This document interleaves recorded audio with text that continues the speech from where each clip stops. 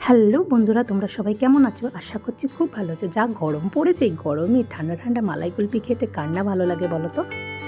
আজকে রীতিমতো আমি মালাই কুলফির রেসিপি নিয়ে চলে এসেছি।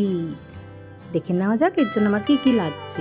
এখানে আমি 1 লিটার ফুল ক্রিম দুধ নিয়েছি, আর কিছুটা ড্রাই ফ্রুটস নিয়েছি, এলাচ নিয়েছি, চিনি নিয়েছি, আর 2 চামচের মতন কাস্টার্ড পাউডার নিয়েছি, আর কেশরও নিয়েছি। আর সমস্ত উপকরণ দিয়ে আমি দুধটাকে ভালো করে জাল দিয়ে নিতে হবে।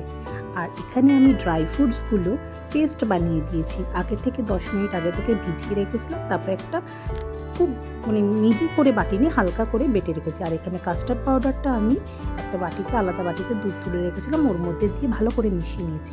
এবার সমস্ত উপকরণটা দিয়ে আমি দুধটা ভালো করে জাল দিয়ে নেবো, যতক্ষণ না এটাকে একটা ক্রিমি টেক্সচারের রূপ নিচ্ছে। কথায় আছে না, ধৈর্যের ফল মিষ্টি হয়, সত্যিই তাই। তোমাকে খালি জাস্ট একটু ধৈর্য ধরে এই মিশ্রণটাকে বানাতে হবে, তাহলেই দেখবি দারুণ লাগবে খেতে। গ্যাস থেকে নামিয়ে আমি এটা মিক্সচারটাকে একটু ঠান্ডা করে নেব। তারপর এক এক করে কোন শেপের মধ্যে দিয়ে ভালো করে ঢাকনা আটকে আমি ডিপ ফ্রিজে রেখে দেব পুরো 1 রাতের জন্য। বাইরে থেকে কিনে তো অনেকই কুলফি খেয়েছি, এইভাবে বানিয়ে একবার খেয়ে দেখো না কেমন লাগে তোমাদের। আশা করছি আমার যখন ভালো লেগেছে তোমাদের অবশ্যই ভালো লাগবে। আর আমাদের বাড়ি খুদে সদস্যটা ওয়েট করছিল কতক্ষণে পরের দিন আসবে আর দুপুরবেলা নিয়ে বসবে আইসক্রিমগুলো খেতে।